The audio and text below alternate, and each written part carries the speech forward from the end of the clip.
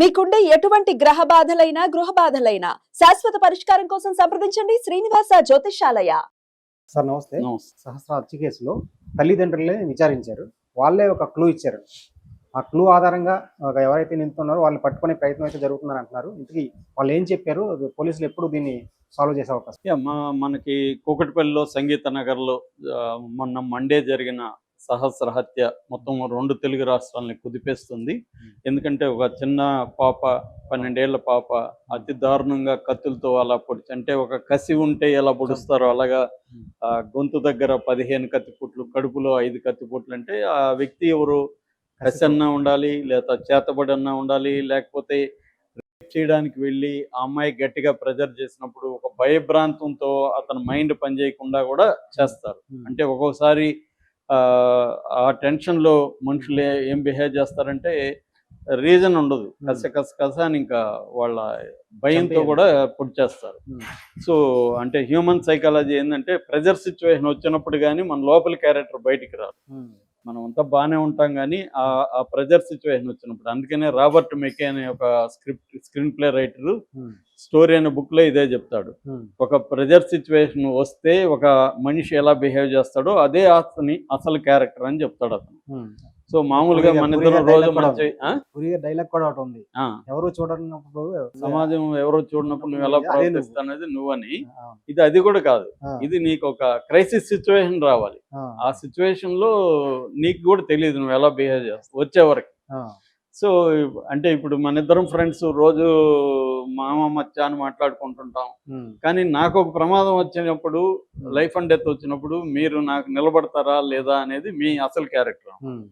So అలాగా ఆ వ్యక్తి కూడా, చంపిన వ్యక్తి అమ్మాయిని చేయాలని పోయి ఉండొచ్చు. ఎందుకంటే అందంగా ఉంది అమ్మాయి, యంగ్గా ఉంది. కొంతమంది ఫిడోఫైల్స్ ఉంటారు. ఫిడోఫైల్ అంటే చిన్నపిల్లల మీద వాళ్ళకి వ్యామోహం ఉంటుంది, చిన్నపిల్లల పట్ల వాళ్ళు ఆకర్షణ అవుతుంది. సో అందుకని చాలా మంది చైల్డ్ పోర్న్ కూడా ఎక్కువ చూస్తారన్నమాట అలాంటి పిల్లల దీని పట్ల. సో అలాంటి వాళ్ళు ఎవరైనా ఉన్నప్పుడు ఈ అమ్మాయి ఒంటరిగా ఉంది అనేది అర్థమయ్యి ఈ అమ్మాయి దగ్గరికి వెళ్ళి ఉండే అవకాశం ఉంది. తెలిసిన వాళ్ళు చేయడమే ఎక్కువ ఛాన్స్ ఉంది. ఎందుకంటే అమ్మాయి తలుపు తీయడం అనేది కూడా జరిగిందంటే తెలిసిన వాళ్ళు ఉండే అవకాశం ఉంది. అలాగా ఇప్పటి వరకు ఏంటంటే ఆ ఇంట్లో సంజయ్ అనే ఒక ఒరిస్సా నుంచి వచ్చి సెటిల్ అయిన ఒక ఫ్యామిలీ ఉంది. ఆ అబ్బాయి సంజయ్, అతనికి హెల్త్ బాగాలేదని చెప్పాడు.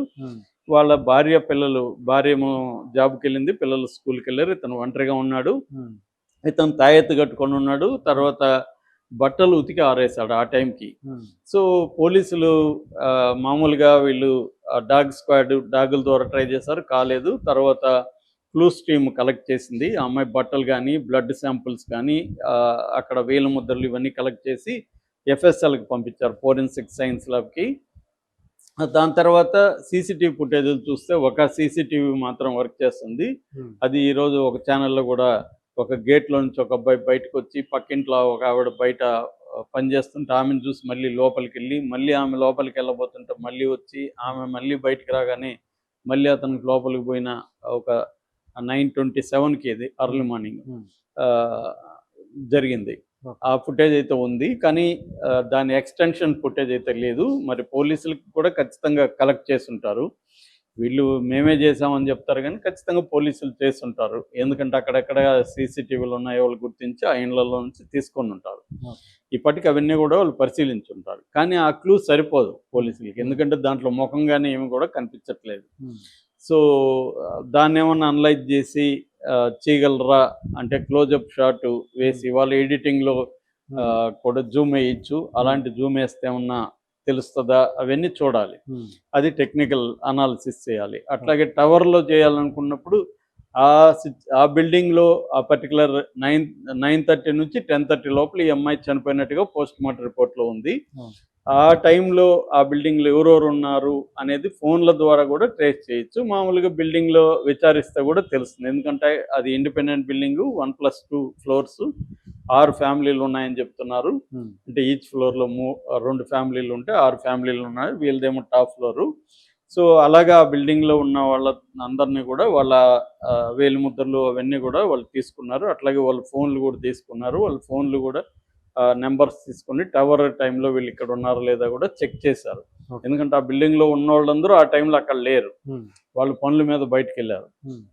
సో అలాగా పనుల మీద బయటకు వెళ్ళారని చెప్పిన వాళ్ళు ఇక్కడేమన్నా ఉండి అబద్ధాలు చెప్పి ఇక్కడే ఉన్నారా Hmm. అన్న ఫోన్ నెంబర్లు కూడా తీశారు. Okay. అట్లాగే ఈ అబ్బాయి బట్టలు ఉతికిందా ఆ బట్టలను కూడా తీసుకెళ్ళి దాంట్లో ఏమన్నా ఈ అమ్మాయి బ్లడ్ ఇది ఉందా, Hmm. స్టెయిన్స్ ఉన్నాయా అనేది కూడా పరిశీలిస్తున్నారు. అట్లాగే ఆ అబ్బాయి సంజయ్ వేలు ముద్దలు తీసుకున్నారు.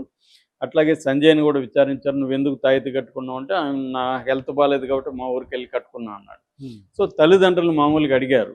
మామూలుగా ఇలాంటి హత్యలు జరిగినప్పుడు పోలీసులు ఏంటంటే ఒకటి లైంగిక అత్యాచారం కోసం వెళ్ళి ఆ అమ్మాయి ప్రతిఘటిస్తే కోపంలో చంపేయచ్చు. రెండు, చేతబడి కార్యక్రమాల మీద నమ్మకం ఉండేవాళ్ళు ఒక బాలికని బలిస్తే మంచిది అనుకున్నప్పుడు చంపేయచ్చు. మూడవది వాళ్ళకి ఎవరైనా వాళ్ళ పగవ ప్రతీకారం గొడవలు ఉన్నప్పుడు పెద్దవాళ్ళ మీద పగని పిల్లల్ని చంపడం ద్వారా తీర్చుకునే కల్చర్ కూడా ఉంది. ఈ మధ్యనే మనకి జగిత్యాల్లో కూడా ఒక తోడికోడలు తన తోడికోడల మీద ఉన్న కోపాన్ని ఆ కూతుర్ని అత్యంత దారుణంగా పీకగోసి చంపేసింది. సో అలాగే జరిగే అవకాశం ఉంది కాబట్టి వీళ్ళని విచారించారు. వీళ్ళు ఫస్ట్లో దొంగలై ఉంటారు అని చెప్పారు, కానీ ఏమీ దొంగిలించలేదు. అయితే మాకెవరు లేరు, మాకు ఎనిమిస్ ఎవరు లేరు అని వాళ్ళు చెప్పారు. కానీ ఇప్పుడు అన్నీ అయినాక పోలీసులు పోస్ట్మార్టం రిపోర్టు, వాళ్ళ దగ్గర ఉన్న టెక్నికల్ ఎవిడెన్స్, సీసీటీవీ ఫుటేజీ ఇవన్నీ పరిశీలించినాక పోలీసులు ఏంటంటే దీని మీద ఇప్పటి వరకు 5 బృందాలు పనిచేస్తున్నాయి. బాలానగర్ డిఎస్పీ ఆధ్వర్యంలో 5 లా అండ్ ఆర్డర్ పోలీసులు plus SOT special operating team పోలీసులు వీళ్ళు కలిసి 5 బృందాలుగా ఏర్పడి పనిచేస్తున్నారు.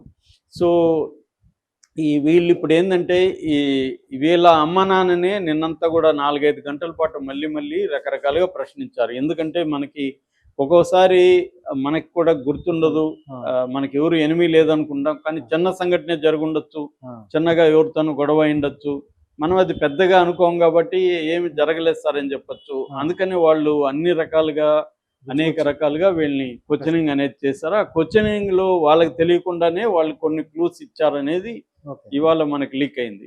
పోలీసులు చెప్పే దాని ప్రకారం వీళ్ళకి తెలియకుండా వీళ్ళే క్లూస్ ఇచ్చారు, తల్లిదండ్రులే. అంటే వాళ్ళకి ఎవరెవరి మీద అనుమానం ఉంది, ఈ పాపతో ఎవరెవరికి గతంలో అటాచ్మెంట్ ఉంది, ఎవరన్నా ఈ పాపతో ఇంతకుముందు సరదాగా ఉన్నారా మంచిగా. ఎందుకంటే ఇప్పుడు రేపులు ఇండియాలో 97% రేపులు చేసేవాళ్ళు ఎవరంటే తెలిసిన వాళ్ళే. ఓన్లీ 3% మాత్రమే కొత్త వాళ్ళు రేపులు, 3 to 4% మాత్రమే కొత్త వాళ్ళు రేపు చేస్తారు. కానీ మీడియాలో ఎలా వస్తుందంటే ప్రతి మగాడు రేపిస్ట్ ఏమన్నట్టుగా ప్రొజెక్ట్ అవుతుంటది. కానీ రియల్గా మనం డేటా చూస్తే 96 నుంచి 97% తెలిసిన వాళ్ళే.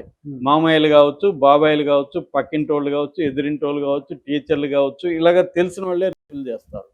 అలాగా వీళ్ళకి తెలిసిన అబ్బాయిలు కావచ్చు, అంకుల్స్ కావచ్చు, ఎవరెవరు రెగ్యులర్గా అప్పుడప్పుడు కలవడము, ఆ పాపతో సరదాగా మాట్లాడటము, అలాగా ఎవరైనా ఉన్నారా, లేకపోతే చిన్న గొడవలు, మెకానిక్ అంటే అక్కడ ఏమైనా గొడవలు జరగచ్చు, ఈమెకి ఏదన్నా ల్యాబ్ టెక్నీషియన్లో ఈమె చేసే పనిలో ఎవరితోనైనా గొడవ పడి ఉండొచ్చు. ఇవన్నీ వాళ్ళకు అనుకోకపోవచ్చు, కానీ అవతల వాళ్ళు పగబట్టచ్చు. చిన్న ఇది జరిగినా కూడా కొంతమంది సీరియస్గా తీసుకోవచ్చు. అలాంటివన్నీ నిన్న తల్లిదండ్రుల్ని పోలీసులు రకరకాల పద్ధతులు వాళ్ళు తెలుసు కాబట్టి ఎలాగా ఇన్ఫర్మేషన్ రాబట్టాలని ఆ పద్ధతిలో వాళ్ళు నిన్నంతా వాళ్ళకి లంచ్ కూడా అక్కడే ప్రొవైడ్ చేసి నిన్నంతా వాళ్ళిద్దరిని పోలీస్ స్టేషన్లను పెట్టుకొని రకరకాల పద్ధతులు వాళ్ళకి మధ్యలో టైం ఇచ్చి ఆలోచించుకోమని రకరకాలుగా వాళ్ళు చెప్పినవన్నీ ఇన్ఫర్మేషన్ రికార్డ్ చేసి మధ్యలో రాసుకుంటూ, సో వాళ్ళకు కూడా మెమరీ దీంట్లోకి వెళ్ళి ఆలోచించుకొని వాళ్ళు కూడా కొన్ని క్లూస్ ఇచ్చినట్టుగా తెలుస్తుంది. సో ఆ క్లూస్ ని వీళ్ళు లిస్ట్ అవుట్ చేసుకొని దీంట్లో ఎవరు అని 2-3 పేర్లు వాళ్ళు నోట్ చేసుకొని ఇప్పుడు వాళ్ళ కోసం ప్రయత్నిస్తున్నట్టు. ఈ రోజు వాళ్ళని పట్టుకొని వాళ్ళని అదుపులోకి తీసుకొని వాళ్ళని మళ్ళీ ఫ్రెష్గా విచారించే అవకాశం ఉంది. వాళ్ళ వేలు ముద్రలు అవన్నీ తీసుకునే అవకాశం ఉంది. అట్లాగే వాళ్ళ ఇళ్లలోకి వెళ్ళి మొత్తం కూడా పరిశీలించే అవకాశం ఉంది. దీనికన్నిటికీ ఇట్ టేక్స్ టైం. అందుకనే ఆ బాలానగర్ డిఎస్పీ కూడా అప్పీల్ చేశారు మీడియాకి. సో మాకు కొంత టైం పడుతుంది, సో మీరు ఈ లోపల మాకు మమ్మల్ని లేనిపోంది చెప్పకండి, సో మాకు కొంత టైం ఇవ్వండి అనేది ఆయన అందరికి కూడా మెసేజ్లు పెట్టారు మీడియాకి. సో కాబట్టి నాకు తెలిసి ఈ రోజు కానీ రేపటి లోపల మనకి కొలిక్కి వచ్చే అవకాశం అయితే కనిపిస్తుంది. Thank you sir. Thank you.